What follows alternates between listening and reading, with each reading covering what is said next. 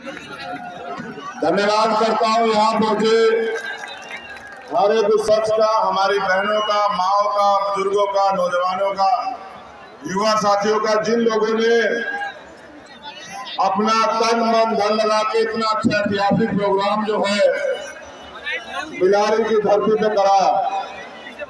उनके साथ साथ यहाँ जो आयोजक कमेटी है, सिकंदर बोध जी, कपिल आजाद जी, विनीत कुमार जी, विजय कुमार पुष्कर जी, प्रभात संगम जी और राम निवास जी, और इनके साथ जितने भी भीम आर्मी आजाद समाज पार्टी के समर्पित कार्यकर्ता जिन्होंने मेहनत की है, मैं उनका भी धन्यवाद करता हूँ।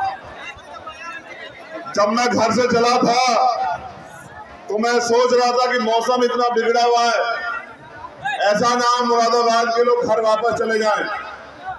लेकिन जैसे जैसे मैं आगे बढ़ता गया, आपकी संख्या भी बढ़ती गई, और जब मैं यहाँ पहुंचा तो मैं ये कह सकता हूँ कि कोई भी आंधी तूफान आपका रास्ता नहीं रोक सकती अगर आपने कोई चीज तय कर ली है तो बहुजन समाज में समय समय पे जन्मे सभी संतों, गुरुओं, महापुरुषों को नमन करते हुए परम पूजनीय महामानव तथागत बुद्ध संत शिरोमणि सदगुरु रविदास जी महाराज, भगवान वाल्मीकि महाराज, गुरु नानक देव, संत कबीर और इस आजाद भारत को संविधान देने वाले विश्व रत्न डॉक्टर बाबा साहब अम्बेडकर, छत्रपति साहू जी महाराज, राष्ट्रपिता ज्योतिबा फूले, महामना रामस्वरूप वर्मा, बाबू जगदेव प्रसाद कुशवाहा, जननायक कपूरी ठाकुर और मेरे रहबर, मेरे गुरु, मेरे आदर्श मान्यवर साहब श्री काशीराम जी को नमन करते हुए आज की ऐतिहासिक सभा और आपकी ये संख्या ये बता रही है कि उत्तर प्रदेश की हवा बदल रही है। उत्तर प्रदेश का बहुजन समाज अब अग्रणी ले रहा है और वो गुलामी की बेड़ियों को काटने के लिए तैयार है। मैं लंबे समय से पूरे भारत के भ्रमण पे हूँ और जहां भी अन्याय अत्याचार होता है वहां जा जाके मैं प्रयास करता हूं कि उस परिवार को न्याय मिल सके। लेकिन मैंने उत्तर प्रदेश के साथियों को जिम्मेदारी दी थी कि माह सितंबर तक आप अपने संगठन का निर्माण कर लो। अपना संगठन बूथ, ब्लॉक, विधानसभा, जिला, मंडल, संभाग और प्रदेश का मजबूत कर लो। जब आपका संगठन मजबूत हो जाएगा तब उसके बाद उत्तर प्रदेश की निकम्मी सरकार को सबक सिखाने के लिए हम लोग रोड पे उतरेंगे। और जिस दिन हम लोग रोड पे उतरेंगे उस दिन ये सोई भी गूंगी बहरी सरकार जाग जाएगी और जो अन्याय अत्याचार कमजोर वर्ग के लोगों को, जो अत्याचार SC, ST, OBC, माइनॉरिटी महिलाओं पे प्रदेश में हो रहा है, उन एक अन्य अत्याचार का हिसाब इस गूंगी बहरी सरकार से हम लोग मांगने का काम करेंगे। और मुझे लगता है कि माह सितंबर खत्म होने से पहले आप लोगों ने कमर कस ली है और मुरादाबाद की सरजमी ऐलान कर रही है कि उत्तर प्रदेश की सरकार अब चेत जाए, उत्तर प्रदेश की गूंगी बहरी सरकार अब समझ जाए अगर अब उनकी सरकार में कमजोर वर्ग के लोगों पर अन्याय अत्याचार होते हैं तो उसका जवाब देने के लिए भीम आर्मी आजाद समाज पार्टी सड़क से लेकर सदन तक जो है चक्का जाम करने का काम करेगी।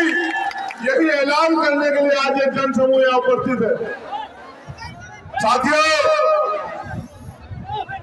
आपकी संख्या इस उत्तर प्रदेश में, भारत में बहुत है और जहां तक मैं समझता हूं महापुरुषों ने जब अपने जीवन का अमूल्य समय आंदोलन में दिया तो उनकी इच्छा शक्ति थी कि जिस दिन हमारे लोग अपनी गुलामी की बेड़ियां काटने के लिए, अपने बुनियादी अधिकार प्राप्त करने के लिए, अपनी समस्याओं को खत्म करने के लिए मैदान में उतरेंगे, अपनी वोट की वैल्यू को समझेंगे, उस दिन प्रदेश में और देश में शोषित वर्ग के लोगों का राज आएगा।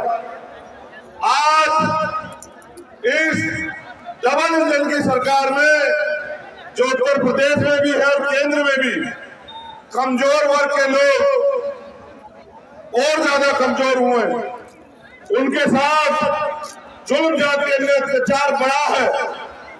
अगर मैं बात करूं बाबा साहब अम्बेडकर की, तो बाबा साहब अम्बेडकर ने कहा शिक्षित बनो, संगठित रहो, संघर्ष करो। मैं अपने नौजवान साथियों से ये अपील करूंगा कि वो मेरी इस बात पे गौर करें। हम लोग शिक्षित भी हुए, संगठित भी हुए, लेकिन हमें संघर्ष इसलिए करना था।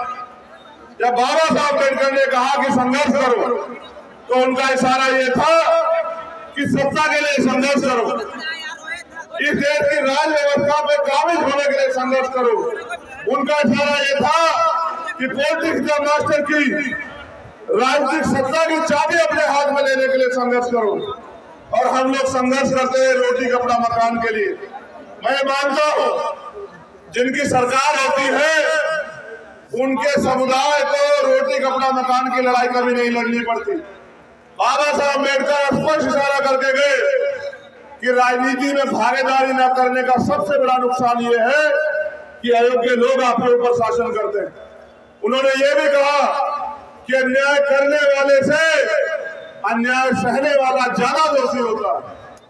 मैं ये मानता हूं कि हमने अपने महापुरुषों को पढ़ा तो है, लेकिन उनको उनके आदर्शों पे चलने का कार्य जो है लंबे समय से हम लोग रोके में। अब हम पिछले कुछ साल से अपने महापुरुषों को पूज रहे हैं। हम अपने महापुरुषों की स्टैचू लगाते हैं, उनके ऊपर माल्यार्पण करते हैं, उनके पैर छूते हैं और पैर छू के उनके आगे ये बात कहते हैं कि बाबा साहब हमारी जिंदगी में बदलाव कर देना, हमारी जिंदगी में अच्छे दिन ला देना। मगर मैं समझता हूं कि बाबा साहब अम्बेडकर, बुद्ध के बाद बाबा साहब अम्बेडकर वो शख्सियत से जो कह के गए कि मुझे पूजने की नहीं, मुझे पढ़ने की जरूरत है। उन्होंने इशारा किया कि मैं मूर्तियों में नहीं, मैं किताबों में हूं। आपको किताबों को पढ़ना चाहिए और इस देश की राज सत्ता कैसे लेना, कैसे हासिल करना है, इसको सोचना चाहिए। लेकिन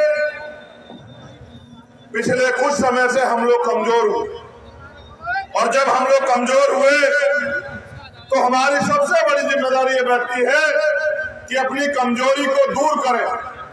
पिछले कुछ समय से हम लोग राजनीतिक व्यवस्था में भी कमजोर हुए, तो हमारी जिम्मेदारी सबसे पहले बैठती है कि उन कमजोरियों को ध्यान रखते हुए उन पर काम करते हम लोग ताकतवर बने। आज आप इतनी बड़ी संख्या में उपस्थित हैं, लेकिन उपस्थित होने से काम नहीं चलेगा। एक दिन अगर आप रैली या सभा करोगे तो आपके हाथ में सत्ता नहीं आएगी। जब आप 365 दिन सत्ता के लिए काम करोगे, मेहनत करोगे, तन मन धन से जुट जाओगे, तब जाके सत्ता आपके हाथ में आएगी। और जिस दिन सत्ता आपके हाथ में आएगी तब कोई आपके साथ अन्याय अत्याचार नहीं करेगा, तब कोई जो है आपकी जमीन नहीं दबाएगा, तब कोई जो है आपके अधिकारों के साथ छेड़छाड़ी नहीं करेगा। मैं कुछ घटनाओं की तरफ आपका ध्यान आकर्षित करूंगा। अब जाके आपने मुझे सुनने का मन बनाया। मैं जब देख रहा हूं तो मेरे चारों तरफ, चाहे आगे हो या पीछे, दाएं हो या बाएं, दीवार पे हो या कुर्सियों पे या मकानों पे, चारों तरफ लोग बैठे हुए हैं। जितने जिम्मेदार लोग मंच पे हैं, उतने ही जिम्मेदार लोग सामने भी बैठे हैं। सुनो तुम लोग भी, होगी नहीं था, चलो बंद करो।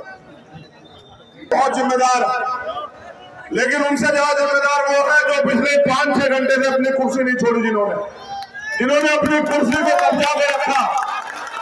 मैं इनको भी यही बता रहा हूं कि लड़ाई कुर्सी की है। जिसके पास कुर्सी होगी उसका हाथ ऐसे होगा, और जिसके पास कुर्सी नहीं होगी उसका हाथ ऐसे होगा। आप ये तय करें मानसिक गुलामी को छोड़ के कि आपका हाथ ऐसे होना चाहिए देश में या ऐसे होना चाहिए। अगर ऐसे होना चाहिए तो उसके लिए आपको काबिलियत पैदा करनी पड़ेगी, और जो नालायकी हमारे अंदर है उसको हमें खत्म करना पड़ेगा। वो नालायकी तब खत्म होगी जब हम 365 दिन अपने राज सत्ता कैसे हमारे हाथ में आए इस पे हम लोग काम करेंगे। इतना अच्छा प्रोग्राम सजा है। आज बारिश भी आपकी परीक्षा ले रही है। लोगों के लिए भीड़ जुटाने के लिए पैसे बांटे जाते हैं, खाना बांटा जाता है, गाड़ियां और तेल के साधन दिए जाते हैं, लेकिन आपका प्यार इतना है कि आप अपने साधन पे और बैठने की जगह नहीं है। मैं खुद चल के आऊं, पूरे ग्राउंड में पानी भरा हूं, मैं कल से देख रहा हूं। मुरादाबाद ने जो सम्मान दिया है उसको मैं जीवन के अंतिम क्षण तक भूलूंगा नहीं। आपने अपनी जिम्मेदारी अदा की, अब जिम्मेदारी हम लोगों की। कुछ नौजवान साथी जो ज्यादा उत्सुक हैं, उनकी उत्सुकता की वजह से जो माए बहनें यहां बैठी हैं, जो बुजुर्ग यहां बैठे हैं, वो भी बेचारे ये सोच रहे हैं कि हम भी अपने भाई को देख लें।